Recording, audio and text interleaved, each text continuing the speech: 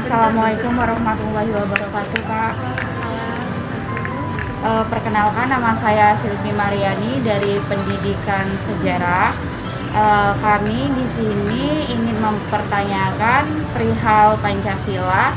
Sebelumnya ini tugas kelompok dari mata kuliah Pancasila. Boleh Kakak memperkenalkan diri? Oke, baik. Bismillahirrahmanirrahim. Nama kakak Azhar Alkafiami, kakak dari Pendidikan Biologi angkatan 2019. Menurut Kakak, bagaimana sih Pancasila di Indonesia saat ini? Oke, baik. Kalau menurut kakak ya, Pancasila itu sendiri kan udah digaung-gaungkan dari semenjak kita SD. Iya. Semenjak kita dikenalkan dengan pendidikan PPKN namanya. Di sana kita setiap hari Senin pun Pancasila itu selalu digaungkan, ada 5 sila, itu pun selalu diucapkan dan lain-lain. Nah, kalau menurut kakak, untuk pengaplikasiannya ya, di Indonesia sendiri, sebenarnya kan dasar negara ini udah sangat-sangat kompleks disusun oleh guru-guru kita terdahulu. Nah, untuk pelaksanaan yang seperti itu tuh kembali ke pribadi masing-masing. Dia merasa poin pertama, ketuhanan yang Maha Esa. Kita berbagai agama, tapi mereka tidak merasa menjadi jati diri dari agamanya sendiri. Contohnya misalnya agama Islam atau agama Kristen, mereka tidak menjalankan sesuai dengan kaidah agamanya masing-masing. Sehingga dari poin pertama aja, sebelum kita melanjut poin sampai kelima, dari sila pertama aja kita udah mempunyai clash ataupun kesalahan dari pengertian maupun pengaplikasian. Sehingga menurut kakak ketika itu dilaksanakan pun kesalahannya tidak kita perbaiki, tidak kita evaluasi, maka untuk poin-poin selanjutnya itu udah pasti akan memiliki titik kelemahan yang sama. Poinnya kenapa sih Pak Soeharto, Pak Muhammad Yami itu merumuskan sila pertama tadi itu ketuhanan? Karena dalam sistem bertata negara, ketika kita tidak menyadari diri kita sebagai manusia dengan segala kelemahan maupun kelebihannya, maka orang itu tidak akan mampu menyadari potensi maupun kelemahannya. Nah, itu yang dari negara Indonesia sendiri itu lihat, pemimpin-pemimpin kita, beliau hanya mengedepankan dirinya, tidak mengedepankan sebagai seorang hamba dari manusia yang memiliki Tuhan. Kalau menurut Kakak, bagaimana pandangan Kakak mengenai tantangan dan ancaman Pancasila pada saat ini?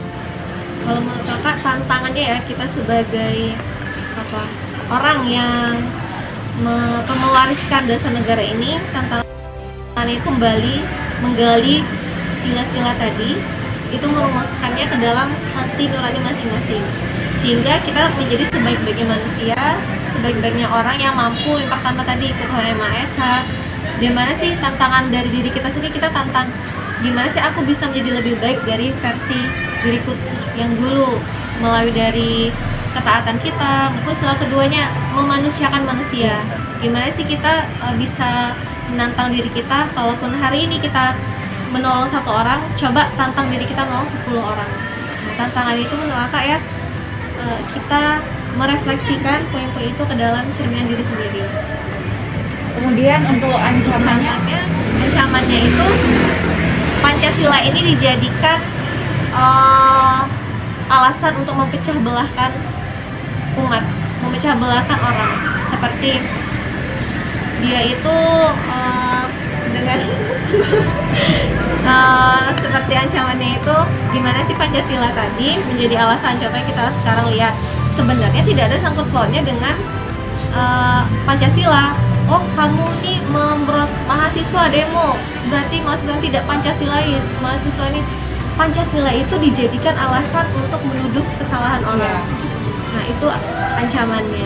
Jadi supaya kita meminimalisir ancaman tadi, kita harus tahu, paham poin-poin dari Pancasila ini apa, apakah udah memang kita terapkan sehingga kita mampu menjudge orang bahwa dirimu tuh tidak Pancasilais. Oke. Terima kasih Sama-sama. atas Terima kasih ya, Kak.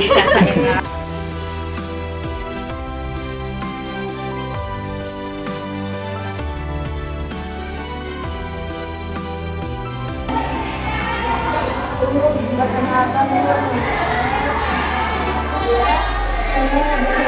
Kelompok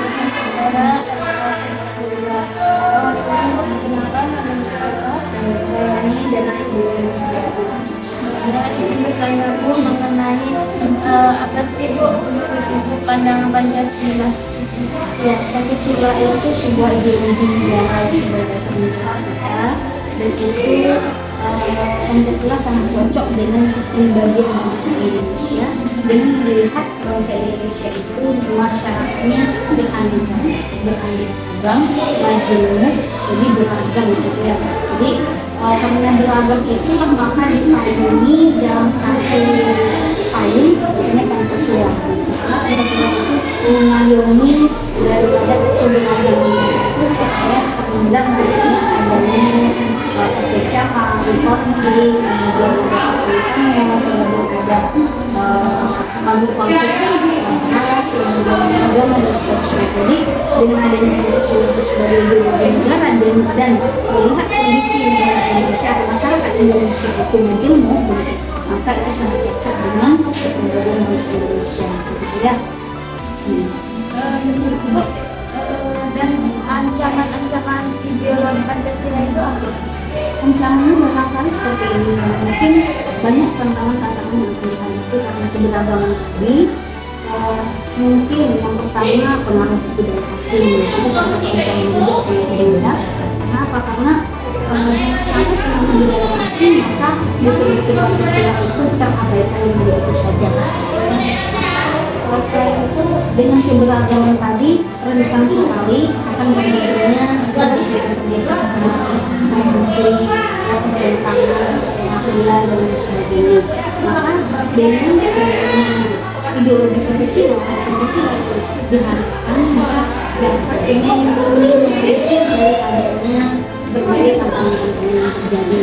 Oleh karena itulah setiap individu seharusnya memahami dari bagaimana Pancasila itu sendiri, setiap betul-betul itu tidak hanya memahami tetapi juga mengimplementasikannya dalam kehidupan sehari-hari, begitu ya. Jadi misalkan sila pertama keterangan Islam, maka walaupun kita berbeda-beda, tapi Tuhan sebagai tahun bahwasanya itu baik dan buruk kita kembali kepada kemudian persatuan hidup yang kedua kemanusiaan yang ada